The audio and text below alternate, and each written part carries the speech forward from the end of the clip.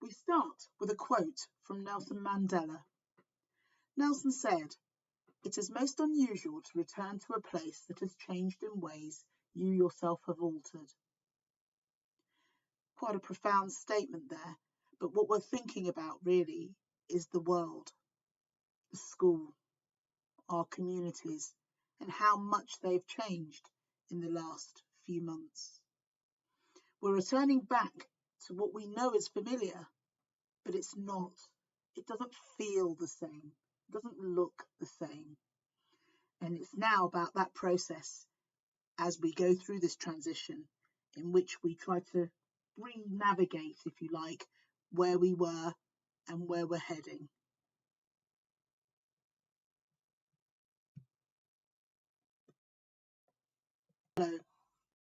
So what will we cover during this session? So we'll have a think about where we are now, the here and the now, what's happening, how we can re-establish a sense of certainty, how we can strengthen our connection with others, and how we can promote the value of learning after such a long time away from the classroom.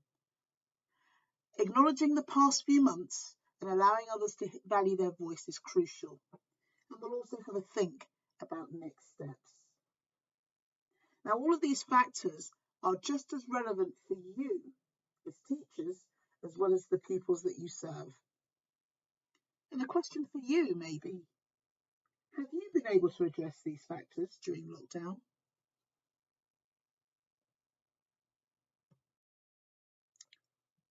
Today,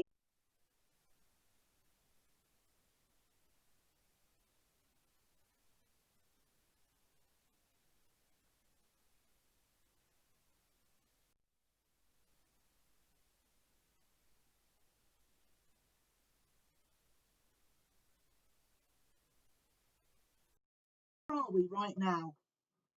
We're at the end of the 15th week of lockdown. 15 weeks. Our longest term has been known to be 15 weeks, usually with a 1-week break. But here we are in the middle of lockdown restrictions being eased. Some say too fast, some say too slow, but this is where we're at right now. And we've not gone through any of this before. We don't understand or don't know how to navigate lockdown, and we've had to literally make it up as we've gone along. And we're looking now at our schools, our workplaces, in a way that we've never imagined that we were going to ever have to look at them. We never thought we'd be thinking about words like bubble or 2 meters social distancing. We never thought that we would only be working or seeing some of our children for part of a week. We never imagined that we would be the ones sending out food parcels to families. We also know that some children and some staff members have lost friends and families to the virus. And that in itself has a lot going on in it. We also know that some children have returned to school, but they've come to school and some of them may be happy to be at school, some of them may not be so happy to come at school. We'll come back to that a bit later. But it all looks and feels different. And of course, the biggest factor is that schools have not closed throughout the lockdown, which has meant that education has become a frontline service. It looks different, it feels different, but we have been a frontline service alongside the NHS and all the other frontline workers, such as transport workers, such as supermarket workers, such as all the people that effectively make our gas, electricity, our water, our internet working, all of these people that have kind of kept society going. We have a quote: "Our lives are inextricably linked by the common thread of humanity. If we break it, we are all undone." And I think in these trying times, it's really the common thread of humanity that I want to highlight throughout this presentation. And why this is good that we have rules, and while it is good that we have structure and routine, because we do need that, I do believe that what matters most in the post-COVID-19 classroom is that common thread of humanity, the reminder that actually we are all in it together, the reminder that actually we're all suffering, we're all feeling it. Everybody's mental health has been stretched to some extent or another throughout the pandemic. So I don't think that there's any shame in understanding and realizing that and sharing that with our young people so that we can help them become more resilient and to accept each other's failings and to know that it's okay not to be okay. So that brings me on to the first police issue, if you like, or the first matter that matters in the post-COVID-19 classroom, and that's the one of certainty. So we know that there is actually no certainty at the moment. We're in a transition. We're shape shifting, and we are experiencing all of this together as we go. We haven't been here before. This is a land that we can't navigate. We haven't got the map for this one. We haven't got Google Maps that will say, right, if you go there, we'll get there. We're working this one out as we go along. So with all of that, we are expecting our young people to come back into our settings, and school previously to them, before coronavirus, BC, was always a reassuring, a consistent and a predictable environment. And I think we can safely say now that it's not as reassuring as it once was because they've been away from it for so long. It is not as consistent as it was because there are now new rules in place. And it is also not as predictable as it was because it may well be that they're not at school all of the time. And I think that connection with the fact that it is changing is okay. It's okay not to be okay. And I think really to reaffirm the reassurance and consistency and predictability, these will be things that you'll be doing anyway with regards to routines, with regards to ensuring that the rules are known.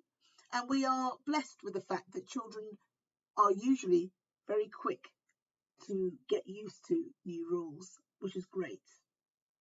Some of the practical strategies that we'll be looking at some of the activities and strategies that I'll be talking about come from the book Values and Visions, Transformative Strategies for the Classroom by Sally Burns and Georgianne Lamont.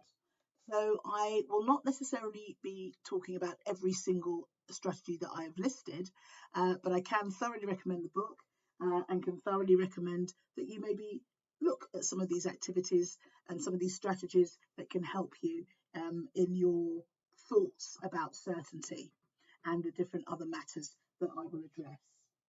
So thinking about certainty for a minute, having a think about the reflection aspect, where we're talking about values for when distressing things happen, it may well be appropriate, and these will work with any age group, so don't be limited by them, and obviously differentiate if you've got younger children that may need help with some of the language. But this is about building a sense of purpose and facing volatility and suffering with practical action. So you're thinking more about what's actually happened. So what you could be doing is to talk about maybe an aspect of what has happened during lockdown and get them to acknowledge some of the feelings, and maybe creating a word bank or a thought bubble or whatever it is that you want to do to collate those feelings, and then getting children in pairs to share the thoughts and feelings they've had about what's gone on, and then think about some of the good that has come from it. Because there is always good, even in desperate situations, and maybe getting that sharing, because there may be some children that just won't think about that at all, but they might just only be seeing the negative. So having a think about some of the good that comes from that, and then thinking about maybe what they can do as a class to kind of propel that goodness, maybe thinking about some of the ways in which they may well want to start thinking about others.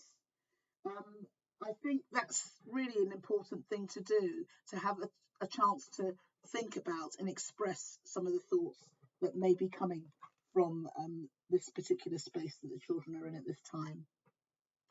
And knowing that they can do that in your safe space, I think, is really important. Another aspect is to get the children to think about our gifts and that make us who we are. So regardless of what has been happening, actually let's root ourselves in who we are and what we are. So this activity might be about pinpointing what you're really trying to achieve for the students, acknowledging them to acknowledge their gifts. So it may well be that this is something that you can get to do as a bit of homework, so there's something they can bring from home where they ask parents and ask them to have some moments of quiet reflection and to be aware of the one gift that they would like their child to leave school with, and maybe getting that to be brought into school and then creating a lovely display of all the gifts that every child has in the class.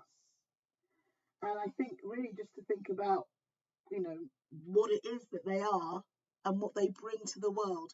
So that doesn't seem like certainty, but it is, because actually this is something about them. So this is really important.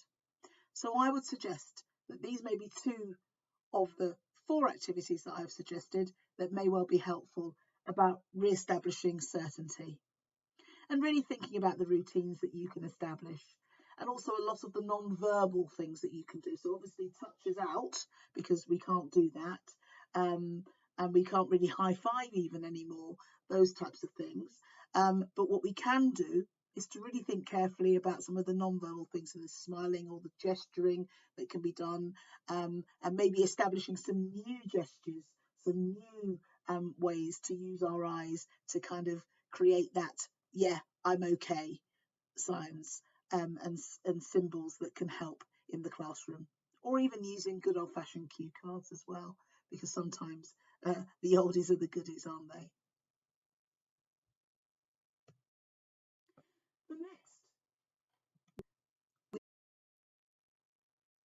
The next matter to consider are relationships. Relationships are so important in schools anyway, but they're especially important at the moment. And we know that without good relationships, that's where communication can break down. We also know that we need to develop a model of interconnectedness between teachers, pupils, and families, and never more so than right now. We know that we need to understand that people are bringing different things to our relationships now, and it's an opportunity to reset, an opportunity to revisit where we are and where we were and where we need to be. And we know that there is also a strong link between good relationships and good educational outcomes. Pupils want to have that strong relationship with their teachers now, because they recognise that actually teachers have always been that consistent, strong role model. So they'll want that to continue. And of course, what pupils are probably looking for now is that humanity. They're looking for you. They're looking for you. So any aspects that you can comfortably give to the children, be it them knowing your favourite record or your favourite flower or anything of you, which you've probably done before, but probably now they're seeking that more than ever to give them that sense of stability, is really helpful. And you knowing them even more so. So maybe enabling them to bring things in, which is of course things that you've done before, but now making that a real part of your learning, not just a bolt on, because actually that's what children are really yearning for.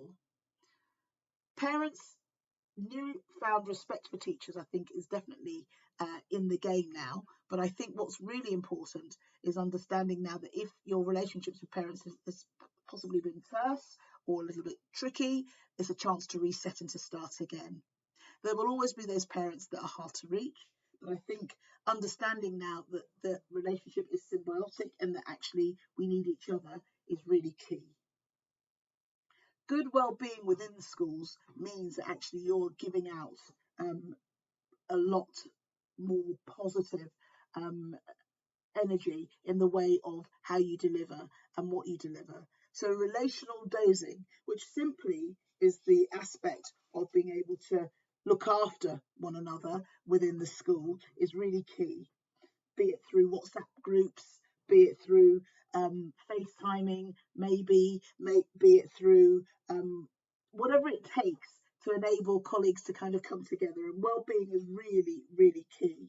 If you have teaching assistants within your classroom, it's also really key that the relationships that you have transfer well when you are in the classroom as well. So I think understanding all of that is really, really key. So thinking about, we have been part of that setup, and that's important to remember, especially in light of the fact that education has been given its usual kicking as a political football during this time. We're going to look at what matters most in the post-COVID-19 classroom: connection and resilience. My name is Audrey Pantelis.